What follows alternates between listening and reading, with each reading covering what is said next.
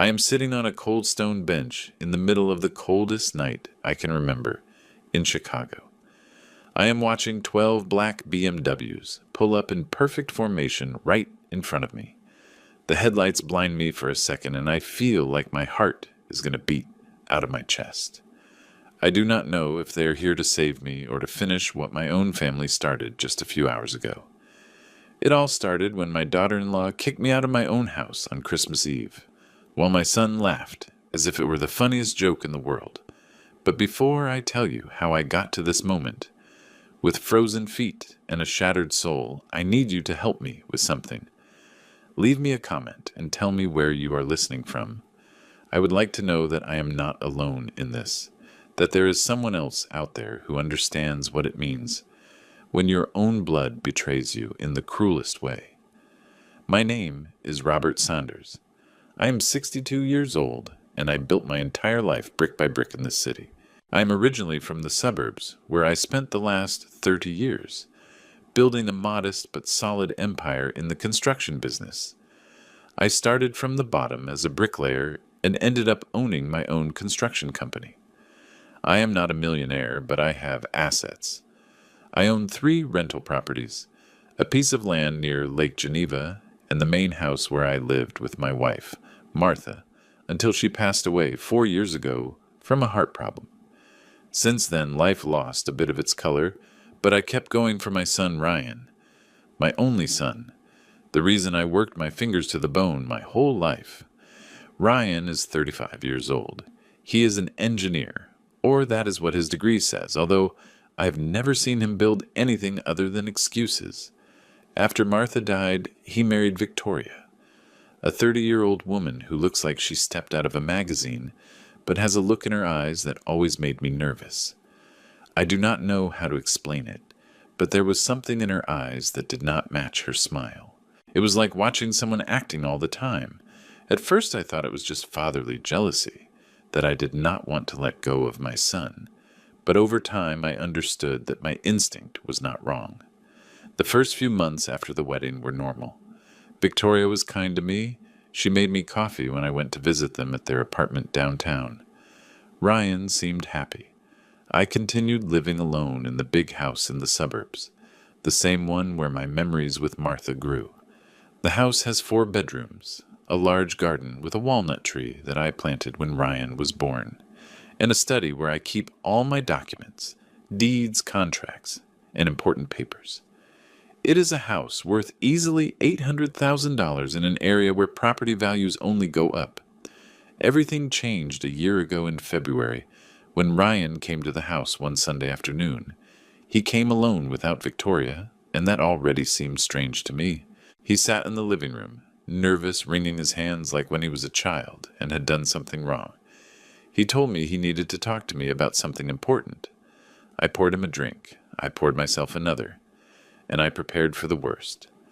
"Dad, Victoria, and I want to have a baby," he told me. "But the apartment is too small. It barely fits 2 people. We cannot raise a child there." I nodded, waiting for the punchline. I was thinking, what would you think if we came to live with you? You are alone in this huge house. We need space, and that way you could get to know your grandson from the moment he is born. You would have company. Everyone wins. He said it with that voice he used when he wanted something from me ever since he was a kid. That voice that melted my heart. I thought about how lonely I felt at night, about how quiet the house had become since Martha left. I thought about a grandson running through the garden, about laughter filling those hallways again, and I said yes. I said yes without thinking twice. What a fool I was.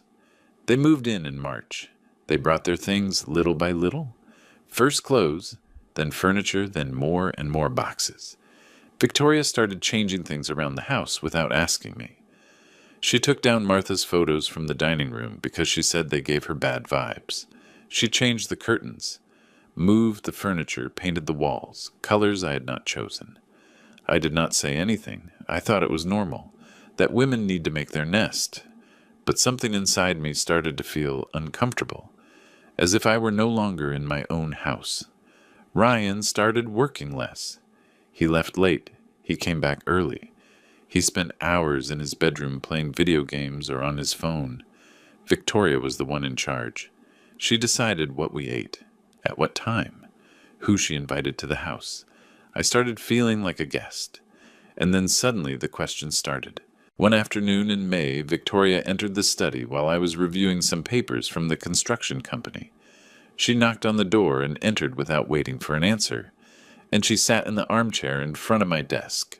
She was wearing a white dress, her hair tied back, and that smile that no longer fooled me. "Robert, I wanted to ask you something," she said with a tone that was too sweet. "Do you have everything in order? I mean, your properties, your accounts, your papers, because sometimes older adults get confused with those things, and then there are problems." I remained silent. Older adults, as if I were a senile old man. "Everything is in order, Victoria. Thanks for worrying." I told her without taking my eyes off her. She smiled but did not move. "It is just that Ryan and I were thinking that it would be good if you made a will, right? So that everything is clear. We do not want there to be problems later. You know how family is. There are always fights over inheritances." "I have no family other than you two," I replied. "And when I die, everything I have will be Ryan's. He already knows that. Yes, but it would be better to put it in writing, do not you think? Just in case. Just in case." Those words stuck with me like hot iron. Just in case what? Just in case I died soon. Just in case they were in a hurry. From that day on, I started noticing everything. Victoria asked a lot about my bank accounts, about the rents I collected every month, about the property deeds. Ryan never asked anything, but he did not defend me either when she insisted. It was as if he no longer had his own voice, as if she had swallowed him whole, and now he was just a puppet, nodding and smiling. In June, I got sick with a stomach bug. Nothing serious. An infection that left me weak for a few days. Victoria offered to take care of me. She brought me breakfast in bed, made me tea, gave me the pills the doctor had prescribed. I thanked her, but something did not add up. The pills had a weird, bitter taste, different from other times. One night, after taking them, I felt dizzy, confused, as if the world was moving in slow motion. I had trouble thinking. I had trouble remembering simple things. The next day, when Victoria was not there, I checked the pills. They were the correct ones, but the packaging was open in a strange way, as if someone had tampered with it. I looked online and found that some sleeping pills, if mixed with stomach medication, can cause confusion and dizziness. I felt a chill. Victoria was drugging me. I did not want to believe it. I told myself I was paranoid. That loneliness was driving me crazy. But I stopped taking the pills she gave me. I threw them away when she was not looking and pretended to have taken them. The dizziness disappeared. The confusion disappeared. Then I knew I was not crazy. In July, one Saturday morning, I heard a conversation I was not supposed to hear. I was in the garden pruning the walnut tree when I heard voices coming from Ryan's bedroom window. It was open. I approached without making a sound. It was Victoria talking on the phone. No, not yet. The old man is tougher than I thought, but almost there. I am giving him the pills mixed with the tea. If he keeps going like this in a few months, he is going to start forgetting, things getting confused. Then we take him to a doctor and say he has dementia. With that, we can ask for Ryan to manage his accounts. And once we have power of attorney, we know what to do. Silence. Yes, the house is still in his name. But I already planted the idea of the will. As soon as he signs, everything goes to Ryan. And Ryan does whatever I say. She laughed. A cold, calculating laugh. No, he does not suspect anything. He is a sentimental old man. He thinks we love him.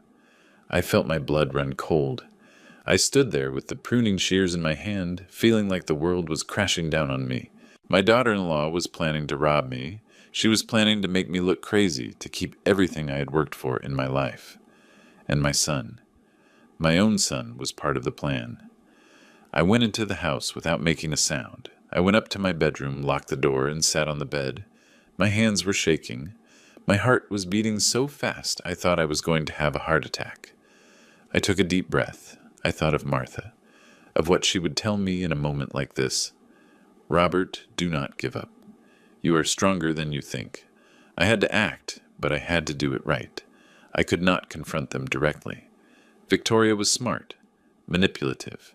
If I told her I had hurt her, she would deny everything. She would make me look like the paranoid old man she wanted me to be. Ryan would believe her, not me. I needed proof. I needed concrete evidence of what they were doing. That night, I started my own investigation. I went into the study when they went out to dinner. I checked my desk and found that someone had moved my papers. The property deeds were out of their folder. The bank statements had also been checked. Someone had photographed documents, because I saw fingerprints on the pages, and the dust on the desk had been moved. I opened the computer and checked the history. Victoria had logged in. She had searched for information on how to process a power of attorney, how to declare someone mentally incompetent. And this broke my heart. How long does it take for an older adult to die if certain substances are administered in a controlled manner? I could not believe it. They were planning something more than robbing me. They were planning... I do not even want to say it. I do not even want to think about it. I installed an app on my phone to record conversations. I bought a small camera, one of those that hide in a pen, and left it in the study. I started documenting everything, every weird question, every insistence on the will, every time Victoria offered me tea or food that I no longer tasted. In August, Ryan called me to his bedroom. Victoria was there, sitting on the bed with a face of fake concern. "Dad, we have to talk," Ryan said. "We are worried about you. You have been forgetting things, confusing dates. The other day you said it was Tuesday when it was Thursday.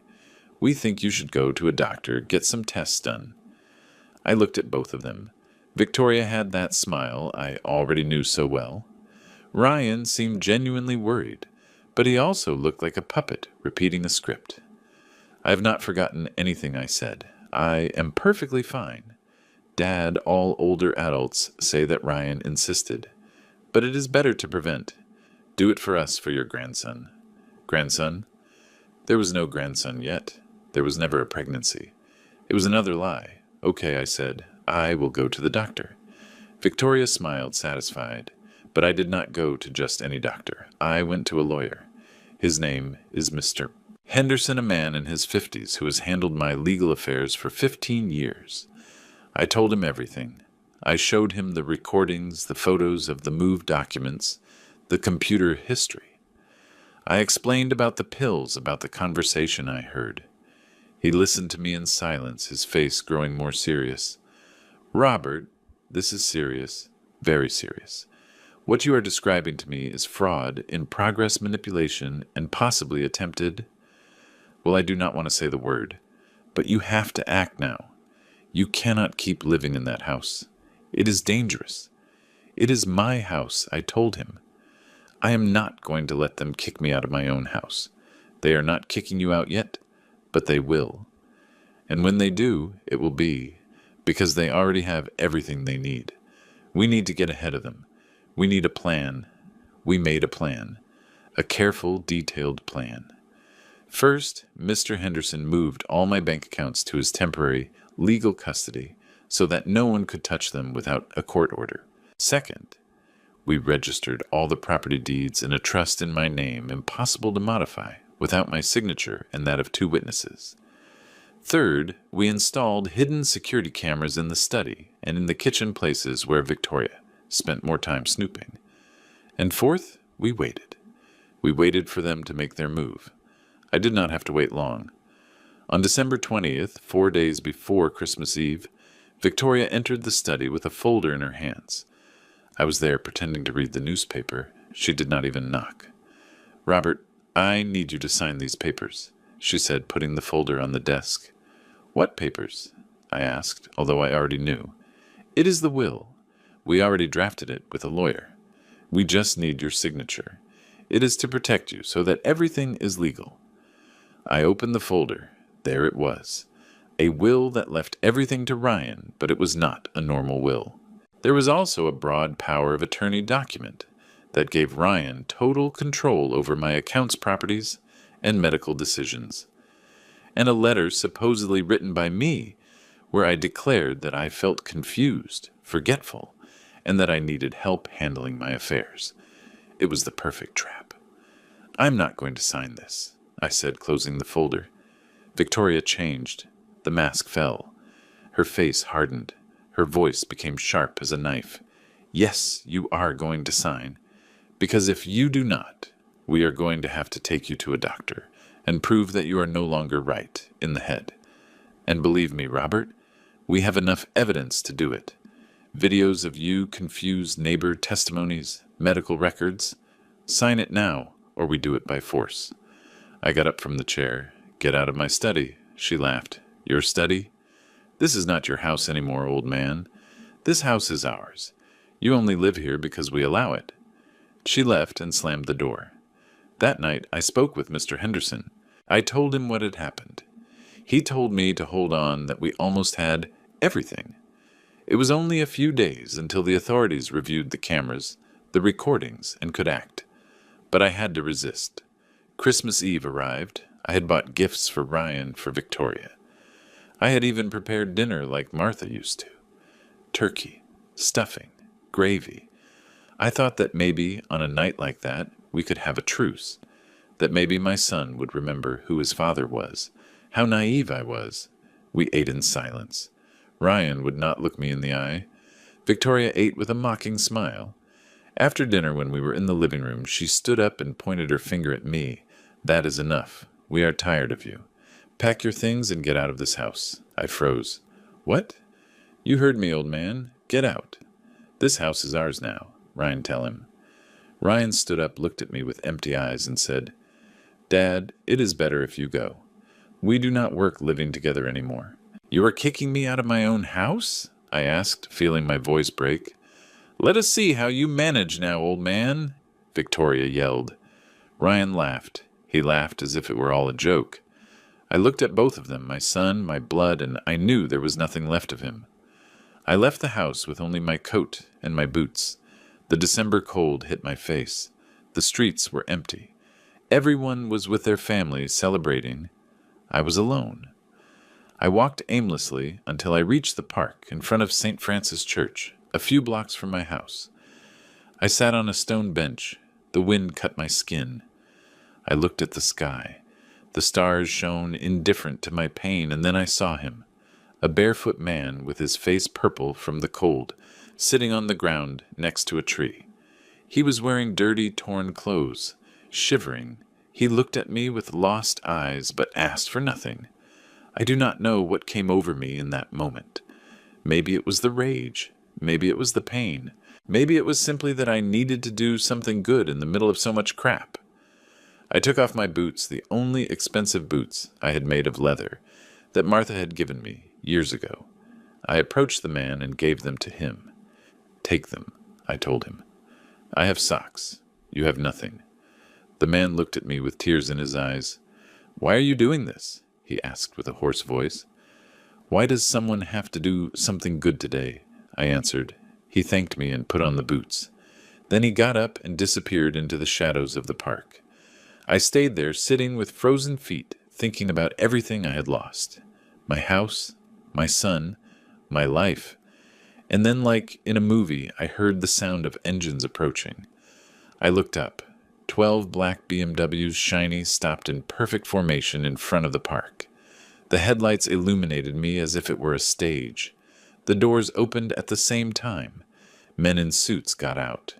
One of them, the one from the center car, walked towards me. He was a tall man, about 40 years old, with a serious face and intelligent eyes. He stopped in front of me and observed me in silence. "Are you Robert Sanders?" he asked. I nodded, confused. "I am Mr. Montgomery. I come on behalf of the man you just gave your boots to." I did not understand anything. "That man," he continued, "is my brother, and he is also one of the richest people in Chicago." I stared at Mr. Montgomery, as if he were speaking to me in another language. The barefoot man I gave my boots to was one of the richest people in Chicago. It made no sense. Nothing about that night made sense anymore. I do not understand, I said, with my voice broken by the cold and confusion. That man was on the street shivering without shoes. Mr. Montgomery sat next to me on the bench. The other men in suits remained by the cars like soldiers in formation. My brother is Edward Montgomery. Maybe you have heard that name. Montgomery Real Estate Development. Of course I'd heard that name. Everyone in the construction business in the Midwest knew Montgomery Development. They were the ones who built the luxury towers downtown, the gated communities, in the suburbs.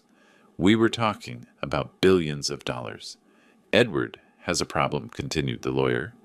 For 5 years, every Christmas Eve, he dresses as a homeless man and goes out to the streets. He wants to know who in this world still has a heart, who is capable of giving without expecting anything in return. It is his way of finding real people in the middle of so many fakes. I remained silent, processing what he was telling me. Tonight, you gave him the only thing of value you had, your boots, without asking, without judging, without expecting anything. Edward called me 20 minutes ago and told me I found one, find him, and help him with whatever he needs. That is why we are here. What do you need, Mr. Sanders? I felt tears burning my eyes, not out of gratitude, not yet, but because all the pain of that night, of those months, came crashing down on me at once. I broke. There in front of a stranger, I cried like I had not cried since we buried Martha. They took everything from me, I said between sobs. My own family, my son, they are stealing from me. They want to take my house, my money, my life, and today they kicked me out like I was trash. Mr. Montgomery put a hand on my shoulder. Tell me everything from the beginning. And I told him. I told him about Victoria, about Ryan, about the pills, the conversations, the plan to declare me incompetent. I told him about Mr. Henderson, about the hidden cameras, about the fake will. I told him about Christmas Eve dinner and how my son had laughed while his wife threw me out on the street. When I finished, Mr. Montgomery had his jaw clenched. That is not just theft. That is elder abuse, aggravated fraud, and conspiracy. Those people are going to jail. Do you have the evidence in a safe place? My lawyer has everything, I replied, but we need more time. It is a few days until the authorities can act officially. You do not need more time, said Mr. Montgomery, taking out his phone. Edward has contacts in the prosecutor's office and the state government everywhere. If you authorize me, I can have this resolved tonight, but you have to be sure. Once we start, there is no turning back. I looked him in the eyes. I saw determination. I saw justice. I saw the opportunity I had been waiting for. Do it, I said. Mr. Montgomery made 3 calls. The first to Mr. Henderson, my lawyer, to coordinate all the evidence. The second to a prosecutor who he said owed his brother several favors. The third to a judge who authorized an immediate search warrant based on the preliminary evidence that Henderson sent by email. Everything happened in less than 30 minutes. Mr. Sanders said, Mr. Montgomery, we are going back to your house, but you are not going in alone. You are going in with us, with the police, and with a court order. You are going to take back what is yours. Are you ready? I nodded, but inside I felt terror. Terror of seeing my son's face when everything collapsed. Terror of confirming that I had really lost the only family I had left. We got into one of the BMWs. The interior smelled of new leather and power. I had never felt so out of place and so protected at the same time. While we drove back to my house, Mr. Henderson called me. Robert, a unit from the prosecutor's office specialized in crimes against the elderly, is on its way. They have the search warrant. They are going to search the house. They are going to interview Ryan and Victoria, and they are going to confiscate any physical evidence. You just stay calm and let the authorities do their work. And if they deny everything, I asked. Victoria is very good at lying. That is why we installed the cameras. That is why we recorded everything. They can no longer deny anything. When we arrived at my house, there were already 4 patrol cars parked outside. The blue and red lights illuminated the street as if it were a carnival. The neighbors were looking out the windows. Mrs. Linda, the next-door neighbor, came out in her robe and slippers to see what was happening. I got out of the BMW. Mr. Montgomery got out with me. A district attorney agent approached. A woman of about 40 with a serious face and a tablet in her hands. Mr. Robert Sanders? Yes, that is me. I am Agent Reynolds. We have a search warrant for this address for alleged fraud and elder abuse. Is this your residence? Yes, it is my house. I am the owner. I have the deeds. Perfect. We are going in. You come with us. We walked to the front door. I rang the doorbell. No one opened. I rang again. I heard footsteps inside. Then Victoria's voice shouting from inside. I already told you not to come back, ridiculous old man. Go away, or I am calling the police. Agent Reynolds knocked on the door forcefully. This is the state prosecutor's office. Open the door, or we will break it down. Silence. Then I heard Ryan's nervous voice. What is going on? Open the door. Now. The door opened. Ryan was there in sweatpants and a t-shirt with a face of not understanding anything. Behind him, Victoria, with her hair down and her eyes full of fury. What is this? Victoria asked. What is the police doing here? Agent Reynolds showed the warrant. Search warrant for fraud and elder abuse. Mr. Sanders, come in. I entered my house, my own house, but I had to do it escorted by police. Victoria looked at me with a hatred I had never seen in anyone. Ryan looked at me with fear. Dad, what did you do? Ryan asked. What I should have done months ago, I replied. Protect myself from you. The agents entered. There were 6, 3 men, 3 women. They dispersed through the house. One of them went straight to the study, where the hidden cameras were. Another to the office. Another to Ryan and Victoria's bedroom. I need you both to sit in the living room, said Agent Reynolds. Do not touch anything. Do not talk to each other. If you try to destroy evidence, you will be arrested immediately. Victoria exploded. This is abuse. You have no right to enter here. This is our house. This house is in the name of Mr. Robert Sanders, replied the agent, checking her tablet. According to public records, he is the sole owner. You are residents, not owners. Sit down. Ryan sat down, trembling. Victoria remained standing with her arms crossed until one of the agents pointed to the sofa firmly. She sat down, but she did not stop glaring at me. I stood next to Mr. Montgomery, watching as they dismantled the lie that had been crushing me for months. The first agent came out of the study with a box full of documents. Agent Reynolds. We found this fake will power of attorney, without official signature and a letter of declaration of mental incapacity, supposedly written by Mr. Sanders. The handwriting does not match his official ID. Victoria turned pale. The second agent came out of the kitchen with an evidence bag. We found this in the medicine cabinet, sleeping pills prescribed to Victoria Sanders, and these other pills, which are Mr. Sanders', but the box is open and tampered with. Agent Reynolds approached Victoria. Can you explain why you have prescription sleeping pills in a house where an older adult lives? I do not have to explain anything, replied Victoria. I want a lawyer. You are going to need one. The third agent came down from the master bedroom with a laptop. Agent, the search history on this computer is disturbing. There are searches on how to declare someone incompetent, how to obtain power of attorney, and he paused, looking at Victoria with disgust. About substances that can cause confusion in older adults without leaving a trace. The living room went silent. Ryan looked at Victoria with wide eyes. Victoria, what did you do? Shut up, she screamed at him. Do not say anything. But Ryan did not shut up. He got up from the sofa, walked towards me, and fell to his knees. Dad, I did not know. I swear to God, I did not know she was doing that. She told me we needed the house, that you were old, and that it was better for us to manage it. But she never told me that she was going to hurt you. Forgive me. Please forgive me. He was crying. My son was crying at my feet like a child, and I did not know what to feel. Rage, pain, disappointment, pity? Maybe. But not forgiveness. Not yet. Get up, I told him. It is too late for this. Agent Reynolds interrupted us. Mr. Sanders, I need you to come with me to the study. We have to review the security cameras your lawyer mentioned. We went to the study. There on the computer they played the recordings of the last few weeks.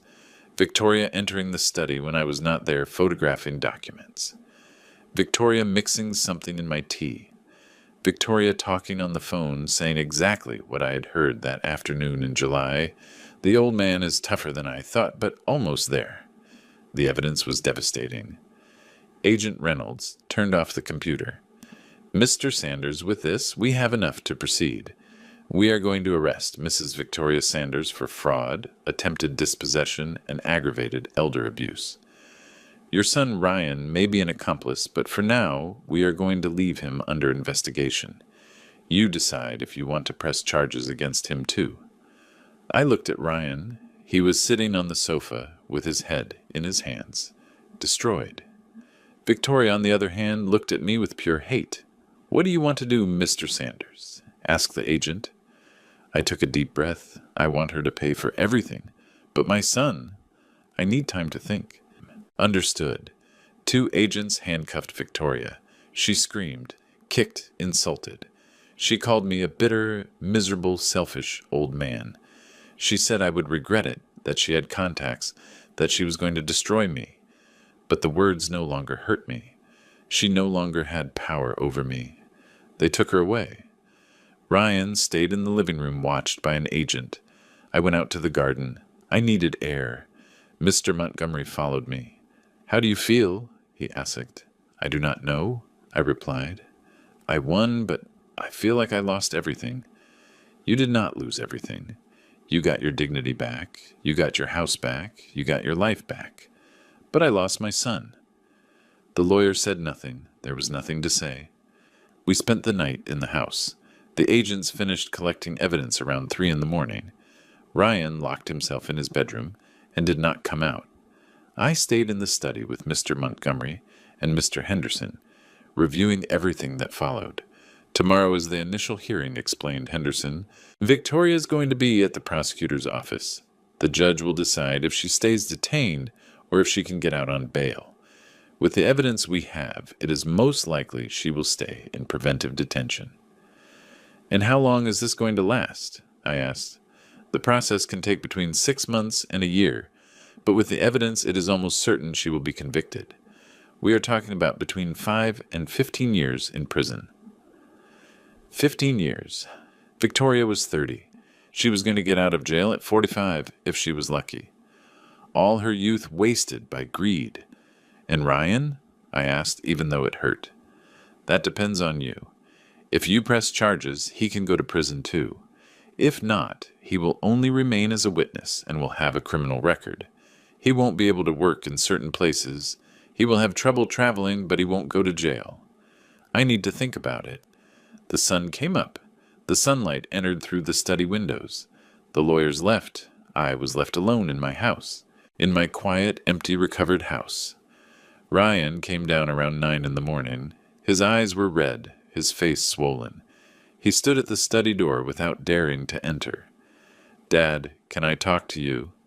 I looked at him. I saw the boy I took to the park on Sundays. I saw the teenager who helped me in the construction company during summers.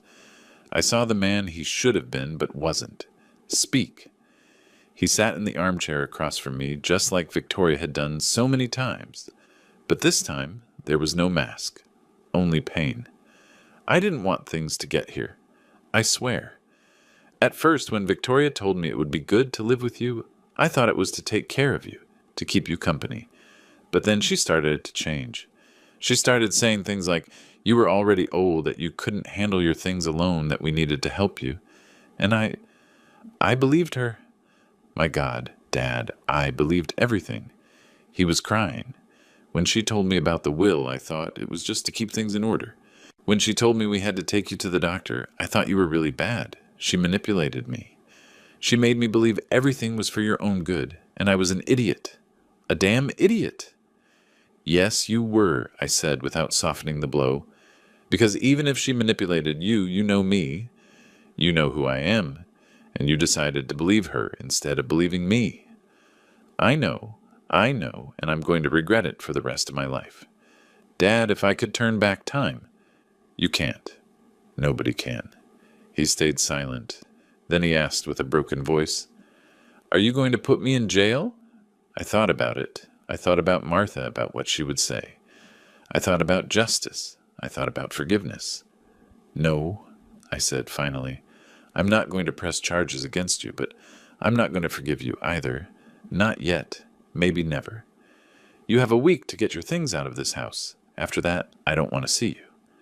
Dad. 1 week, Ryan. It's more than you deserve. He left the house that same day. He didn't wait a week. He packed his bags, called a friend, and left. He didn't say goodbye. He said nothing. He just closed the door and disappeared from my life. And I was left alone. Again. But this time, it was a different loneliness. It was a chosen loneliness. A dignified loneliness. The following days were a whirlwind of hearings, statements, interviews. The story leaked to the media. Son and daughter-in-law attempt to strip elderly man of his assets on Christmas Eve. The local newspapers covered the case. I received calls from journalists, from lawyers who wanted to represent me for free, for the publicity from people who recognized me on the street. But the most important thing was the call I received 3 days after Christmas Eve. It was Edward Montgomery, the barefoot man I gave my boots to. Mr. Sanders, how are you? Surviving, I replied. I'm glad to hear that. Look, I called because I want to thank you personally, not just for the boots, but for reminding me that there are still good people in this world, and I want to return the favor. You don't have to return anything, Mr. Montgomery. Your brother already did more than enough. Let me finish. I investigated your case. I know you have a construction company. I know you are a hard-working, honest man who built his life from scratch, and I want to offer you something. I have a new project, a residential subdivision in the suburbs. I need a trustworthy builder, someone who knows how to do things right. Are you interested? I was speechless. Mr. Sanders, are you there? Yes, I am here. I don't know what to say. Say yes. It is a $5 million contract. It lasts 2 years. And if it works, there are more projects. What do you say? $5 million? It was more money than I had made in my entire life. Why me? I asked. There are bigger construction companies. More, because you gave your boots to a stranger on the coldest night of the year. That tells me everything I need to know about you.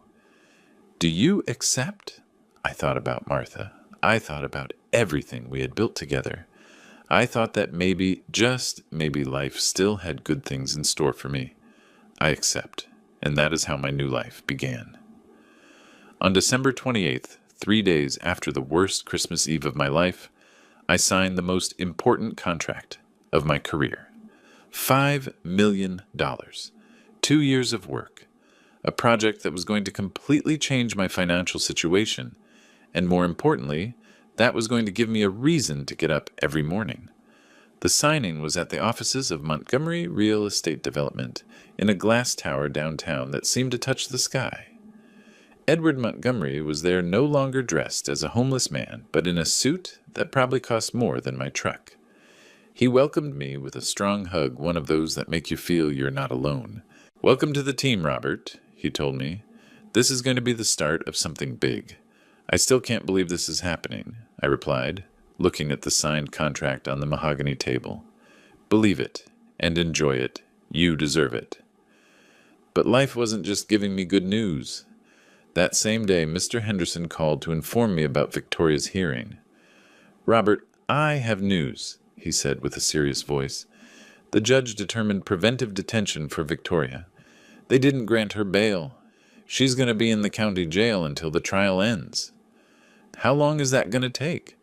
The whole process can take between 8 months and a year, but with all the evidence we have, it is practically impossible for her to be acquitted. We are talking about a sentence of between 8 and 15 years, depending on how things go in the trial. 8 to 15 years. I tried to feel something. Satisfaction, maybe. Justice. But the only thing I felt was a huge void in my chest. And Ryan? I asked, although I wasn't sure I wanted to know. Ryan is free. You didn't press charges against him, so technically he doesn't face criminal charges. But he's going to have to testify as a witness in Victoria's trial. And his life is going to change a lot. There are already records. His name is in the files. He's going to have a hard time getting certain jobs, certain loans. The system is going to mark him even if he doesn't go to prison. Good, I said, and I meant it. The following days were strange. The house felt huge and silent. Every room held memories that now hurt differently. Ryan's bedroom empty. The dining room where Martha served dinner. The garden where my son played as a child. Everything was mine again, but everything felt contaminated by betrayal. I decided to make changes. I hired a deep cleaning company. I painted the walls new colors. I changed the furniture Victoria had brought in. I retrieved Martha's photos and put them in all the important places. Slowly, the house started to feel like mine again. In January, the work on the subdivision started. I hired my old crewmen I trusted whom I had worked with for years. Engineers, masons, foremen who knew me since I was holding a trowel myself. The project was ambitious. 60 residential houses each with 3 bedrooms, a garden, and top-quality finishes. I threw myself into work like a man possessed. I arrived at the site at 6 in the morning and left at 7 at night. On weekends, I reviewed plans, quotes, materials. Work saved me. It gave me purpose. It gave me a reason not to stay trapped in the past.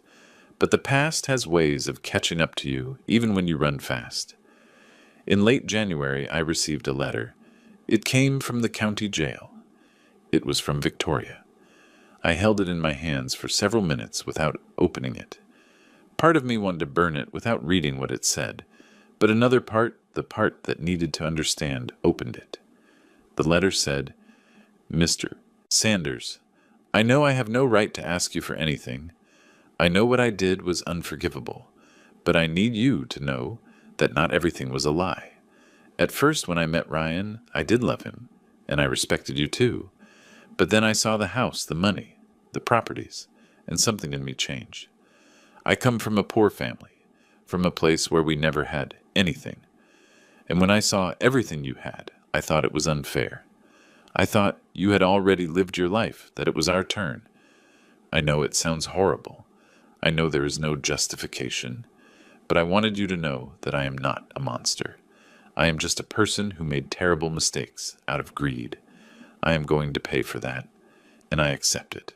I only ask one thing. Do not destroy Ryan. He is weak, but he is not bad. I manipulated him. I convinced him of things he would never have done alone. If you can forgive him someday, do it for him, not for me. I have no salvation anymore. Victoria." I read the letter 3 times. Then I put it in a drawer in the study. I didn't answer. There was nothing to answer. On February 14th, Valentine's Day, I received an unexpected visit. Mrs. Linda, my neighbor, knocked on the door with a Tupperware full of apple pie. "Robert, I came to see how you are," she said with that warmth of an older lady who has seen everything in life. "I don't like you being alone in this big house." I invited her in. We sat in the living room. We shared the pie and coffee. We talked about everything and nothing. About her grandchildren, about her husband who had died 10 years ago, about how hard it was to get old in a world that no longer understands you. "Do you know what the worst part of all this is?" I told her in a moment of vulnerability. "It's not that they wanted to rob me. It's that it was my son, my own blood. How do I live with that?" Mrs. Linda took my hand with her wrinkled but firm fingers. "Robert, children don't always turn out how one would like. Sometimes they turn out good. Sometimes they turn out bad. Sometimes they start good and get lost along the way. But that doesn't mean you failed as a father. You did the best you could with what you had. The rest was his decision. But it hurts, like something was ripped out from inside me. And it's going to keep hurting. But the pain isn't going to kill you. What kills you is staying trapped in it. You have to keep going, Robert. You have to find new reasons to live. She was right, and I was trying to do exactly that. In March, the subdivision project was sailing smoothly. We had already finished the foundations of the first 20 houses. Edward Montgomery visited the site every 15 days and always left impressed with the progress and the quality of the work. "Robert, this is turning out better than I imagined," he told me during one of his visits. "When we finish here, I want us to talk about other projects. I have big plans, and I need people like you." For the first time in months, I felt hope. I felt that my life hadn't ended, but that a new stage was beginning. But then came April, and with April came the trial. The first hearing was on April 15th at the Court of Justice. I had to testify. I had to sit on that stand with all those eyes on me and tell my story. Tell how my daughter-in-law tried to rob me, drug me, declare me incompetent. Tell how my son laughed when they threw me out of my house on Christmas Eve. Victoria was there, dressed in the beige prison uniform, her hands cuffed. She looked at me when I entered. Our eyes met for a second. In her look, there was no hate, only defeat. The prosecutor presented all the evidence, the audio recordings, the videos from the hidden cameras, the fake documents, the computer history. Everything was there exposed, impossible to deny. Victoria's defense lawyer tried to argue that she had been influenced by mental health issues, by depression, by the pressure of not having financial resources. But the prosecutor demolished every argument. "Mrs. Sanders did not act on impulse," said the prosecutor. "She acted with premeditation, with a detailed plan that extended for months. She researched how to drug an older adult. She forged documents. She manipulated her husband to participate in the fraud. This is not mental illness. This is calculated crime." Ryan also had to testify. He went up to the stand with his head down, his voice broken. He confirmed that Victoria had been the one who planned everything, that he had participated because he believed in her, because he loved her, because he was an idiot. When the judge asked him if he had anything to say in his defense, Ryan looked directly at me. "I just want to tell my dad that I'm sorry, that I know I don't deserve his forgiveness, but that I'm going to spend the rest of my life trying to be a better person. I lost everything for following someone who wasn't worth it, and now I have to live with that." I felt something in my chest. I don't know if it was pity rage or maybe a small glimmer of compassion, but I said nothing. I just looked at him and nodded. The trial lasted 3 weeks. There were more hearings, more testimonies, more evidence. The defense lawyer tried everything, but the truth was too clear, too solid. On May 7th, the verdict arrived. The room was full. The journalists were there, the curious onlookers, some neighbors who had followed the case. Mrs. Linda was sitting next to me, holding my hand. The judge entered. We all stood up. He sat down, reviewed his papers, and began to read. After reviewing all the evidence presented, this court finds the defendant, Victoria Sanders, guilty of the crimes of aggravated fraud, forgery of documents, attempted dispossession, and aggravated elder abuse. Victoria closed her eyes. Her lawyer put a hand on her shoulder. "The sentence of this court is 12 years in prison without the possibility of early parole. In addition, the defendant must pay a fine of $25,000 and restitution for moral damages to Mr. Robert Sanders in the amount of $10,000. 12 years. Victoria was 30. She was going to get out at 42. Her youth destroyed. Her life ruined. All for greed. I didn't feel satisfaction. I didn't feel justice. I just felt sadness. Sadness for everything that had been lost. For everything that was never coming back. After the sentencing, I left the court. Outside journalists were waiting for me with their cameras and microphones. They asked me 1,000 questions. How do you feel? Are you satisfied with the sentence? Any message for your son? I told them the only thing I felt at that moment. I am tired. I just want this to end. I want to go back to my life and try to find some peace. And that was what I did. The following months were of reconstruction, physical and emotional. The subdivision project moved fast. By August, we already had 40 houses finished, and the first families were starting to move in. Seeing those happy families with children running through the new streets filled me with a pride I hadn't felt in a long time. Edward Montgomery kept his word. In September, he offered me a second project, this time near the lake. Another $3 million contract. I accepted without thinking. Work had saved me once. It could save me again. But there was something I couldn't ignore any longer. Something that weighed on my soul like a stone. Ryan. I hadn't heard anything from him since the trial. He hadn't called me. He hadn't looked for me. According to Mrs. Linda, who found out everything, Ryan had moved to Florida. He was working in a hotel as a maintenance manager. He lived alone in a small apartment. He hadn't had a girlfriend again. One night in October, while reviewing papers in the study, I found a photo, which was from when Ryan was 10 years old. We were at the beach. He was on my shoulders with his little arms outstretched like airplanes, laughing with that laugh of a child who knows no pain. Martha had taken the photo. Behind the image with her handwriting, she had written my two loves, October 1999. I broke. I cried like I hadn't cried since the day of the sentencing. I cried for everything I had lost. For Martha, who wasn't here to help me fix this. For Ryan, who had been a good boy and had become a weak man. For me, who was alone in a big house with all the money in the world, but without family. The next morning, I made a decision. I called Ryan. The phone rang 5 times. I thought he wasn't going to answer, but then I heard his cautious, surprised voice. "Dad? It's me." Silence. I didn't think you'd call me again. I didn't think I would either, but here I am. More silence. "How are you?" he asked with a small voice. "Busy. Working. And you?" "Surviving. Working too. Trying to be a better person. Good." I didn't know what else to say. There was so much to say, and at the same time, nothing.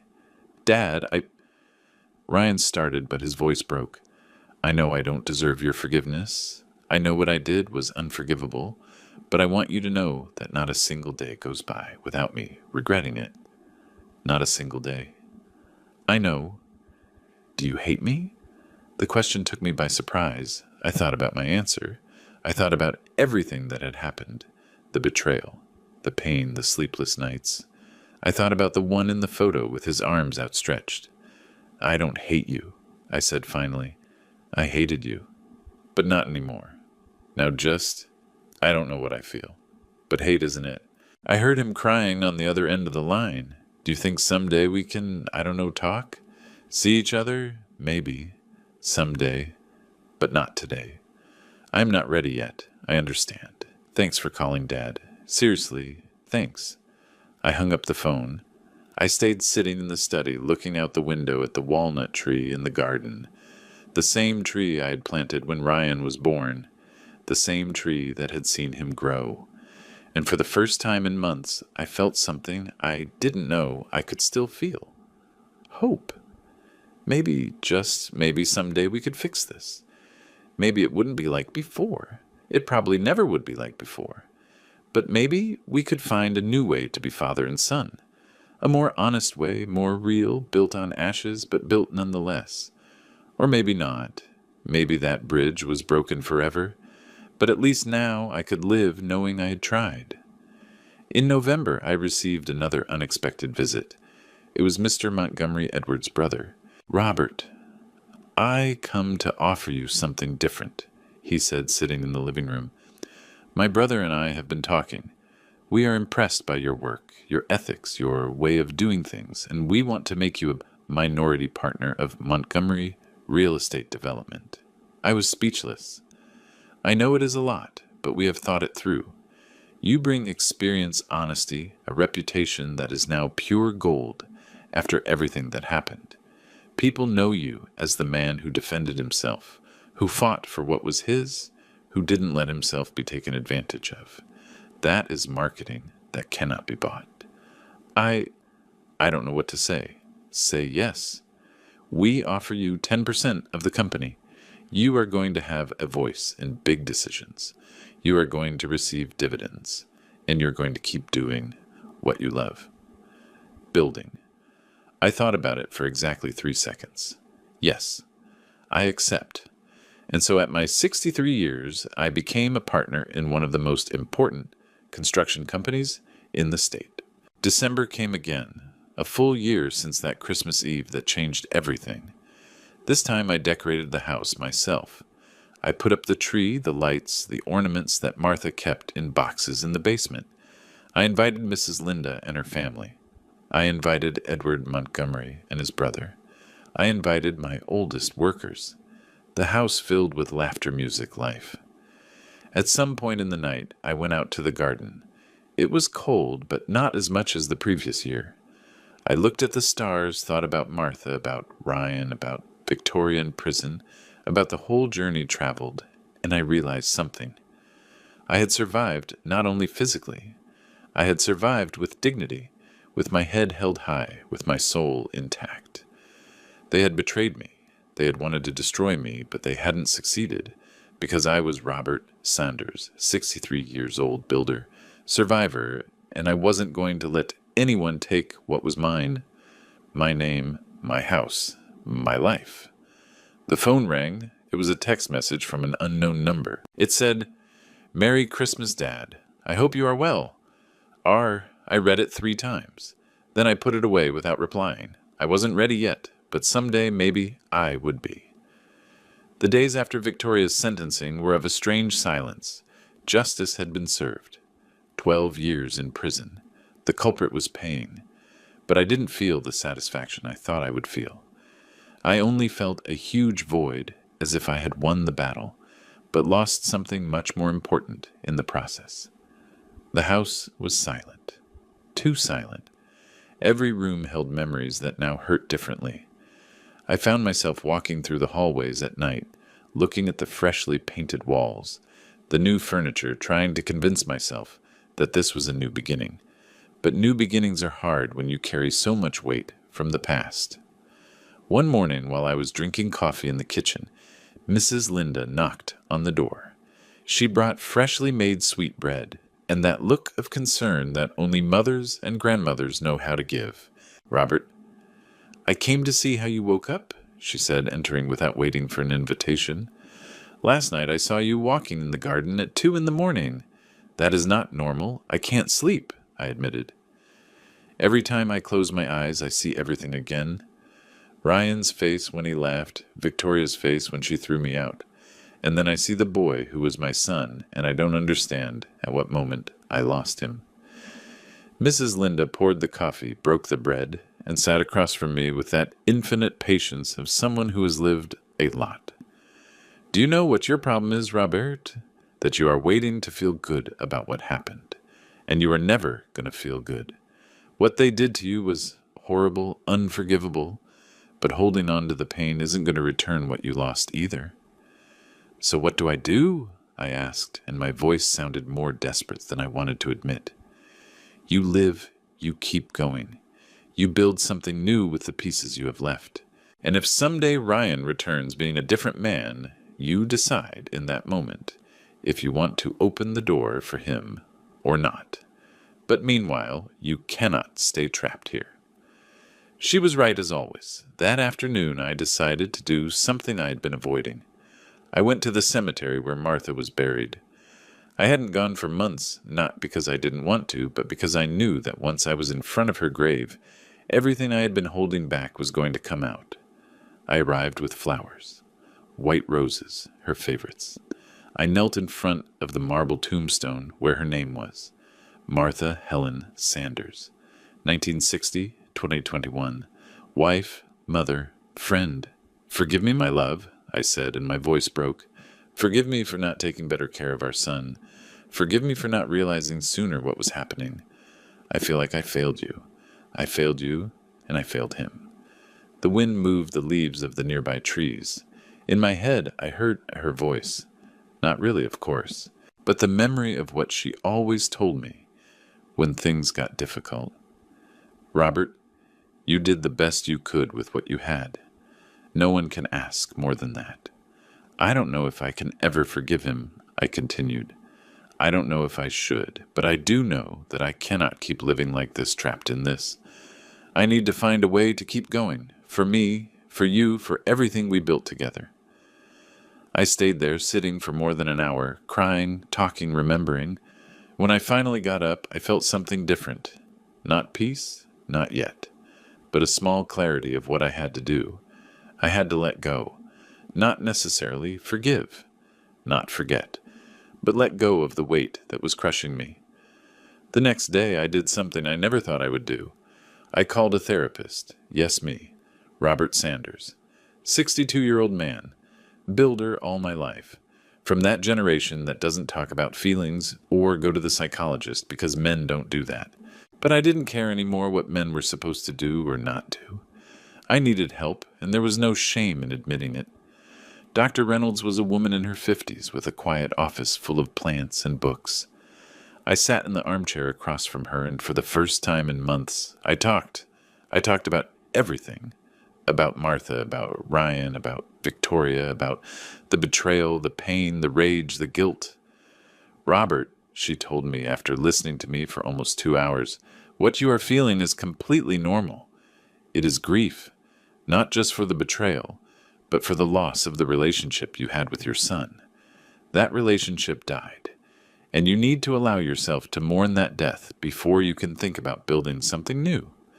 And if I can never build something new with him, I ask then, build something new with yourself. Your value doesn't depend on whether your son returns or not. Your value is in who you are and what you have achieved in the dignity with which you faced all this. No one can take that away from you. I left that session feeling strangely light, as if someone finally had given me permission to feel everything I was feeling without judging me for it. Weeks passed. The work on the subdivision was advancing incredibly well. The families moving into the new houses looked for me to thank me personally. Children ran through the freshly paved streets. Young couples planted trees in their gardens. I watched all that and felt pride. Genuine pride in creating something good in the world. Edward Montgomery visited the site regularly and each time was more impressed. Robert, this is next level, he told me on one of his visits. The quality, the attention to detail, everything. I want you to know that we are already planning the next project, and it is going to be even bigger. I'm glad to hear that, I replied. This job saved my life, Edward. Seriously, it gave me a reason to get up every day. You saved yourself, Robert. I just gave you the opportunity. You did the rest. One afternoon in November, while reviewing blueprints in the study, the phone rang. It was Mr. Henderson. Robert, I have news about Victoria. My stomach tightened. What happened? She wants to see you. She formally requested a visit in prison. She says she needs to talk to you. You are not obligated to go, of course, but I thought you should know.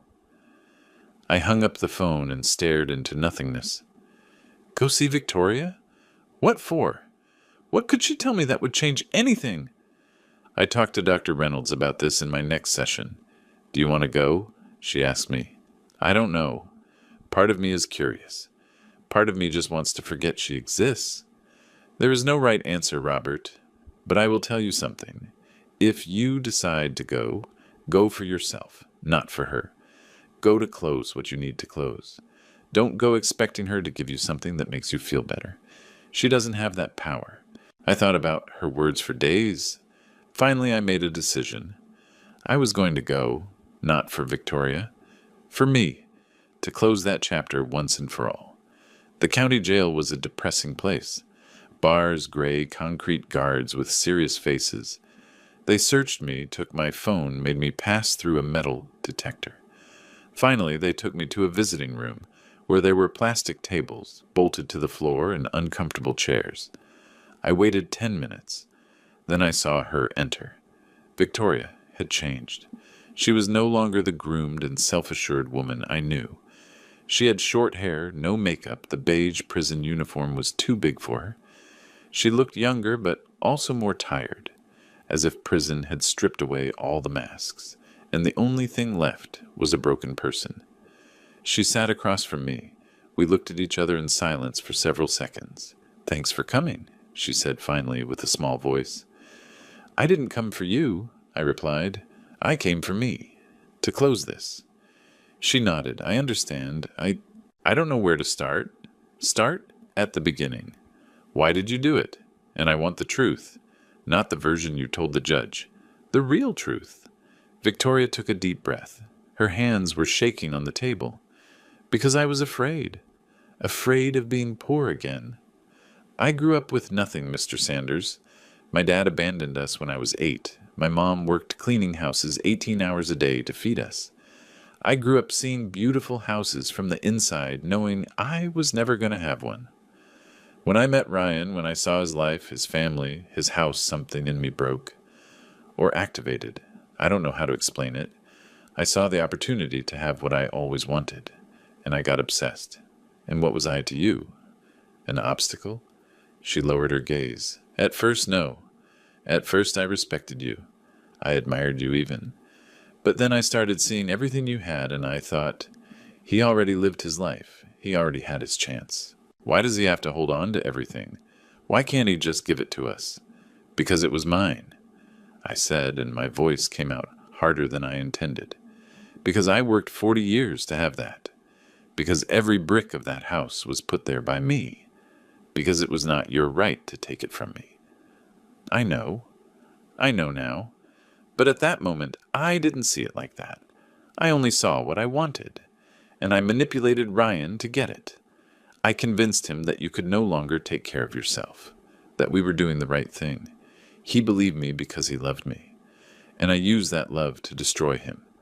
Tears were running down her cheeks. I am going to be here 12 years, Mr. Sanders. 12 years. I am going to get out at 42. No career, no family, nothing. And I accept it. I deserve it. But before you go, I need you to know something. Ryan didn't want to hurt you. He is weak, yes, but he is not bad. I am the bad one. I am the monster. If someday you can forgive him, do it. He deserves a second chance. I don't. I stared at her. Part of me wanted to scream at her, tell her all the pain she caused me.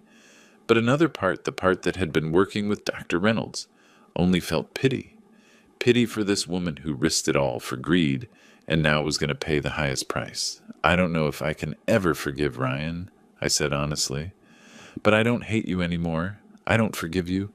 But I don't hate you either, just nothing. I feel nothing for you. Victoria nodded. It is more than I deserve. I got up. The visit was over. Goodbye, Victoria. Goodbye, Mr. Sanders.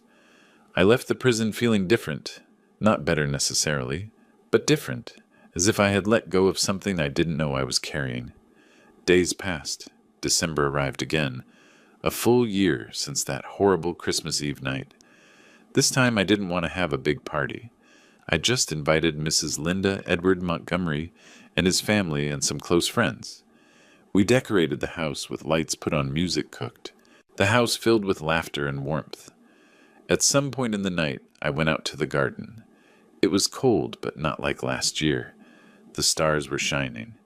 I looked at the walnut tree I had planted when Ryan was born.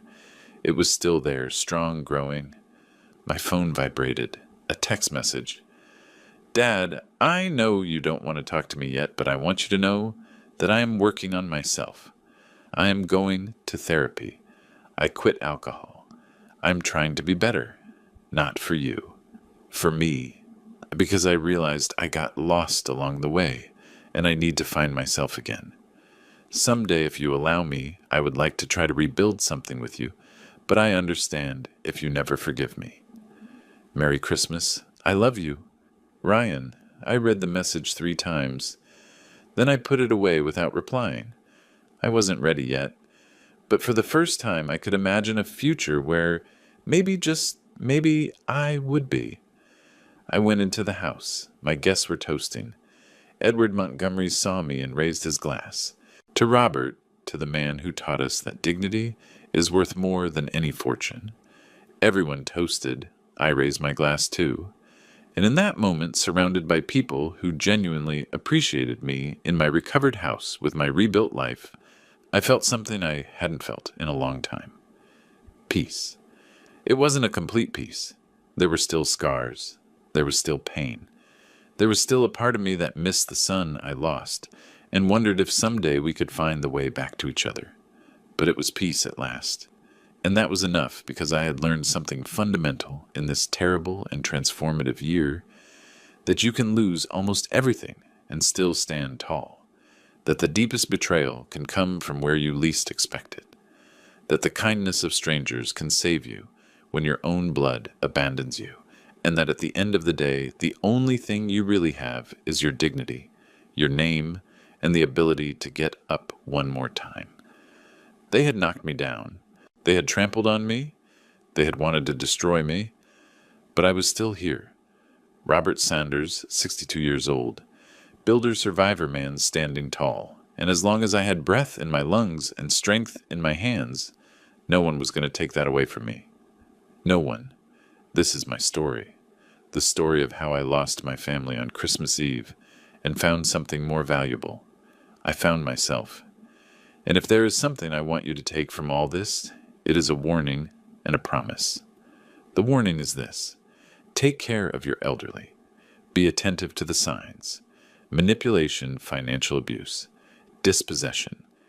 Everything starts with small changes, small questions, small invasions that seem innocent. They are not. Protect your parents, your grandparents, your uncles, because there are people out there who see older adults as easy prey, and we are not. We have rights, we have a voice, and we have the law on our side. And the promise is this: no matter how dark the night gets, no matter how lost you feel, no matter how much betrayal hurts, you can survive, you can rebuild, you can find a new reason to get up every morning. It won't be easy, it's going to hurt.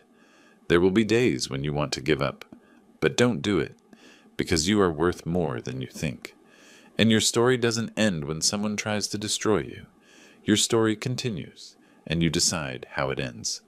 I decided mine would end standing tall, with dignity, with peace, and with the certainty that I did the right thing. That Christmas Eve night when I sat on that frozen park bench, not knowing if I would see my house again, I gave my boots to a stranger.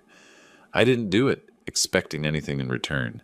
I did it because in the middle of so much darkness, I needed to do something good, and that something good saved my life.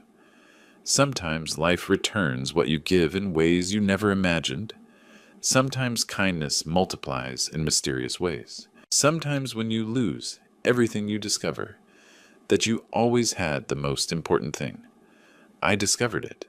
And now I live every day grateful to have survived, grateful to have a second chance, grateful to be able to tell this story. Because if my story can help even one person, if it can wake up even one older adult who is being manipulated, if it can give strength even to someone who lost hope, then it was all worth it. Every tear, every sleepless night, every moment of pain, everything. I am Robert Sanders, and this is my story. The story of how I was kicked out of my house on Christmas Eve, how I gave my boots to a stranger, and how that night changed my life forever. Thanks for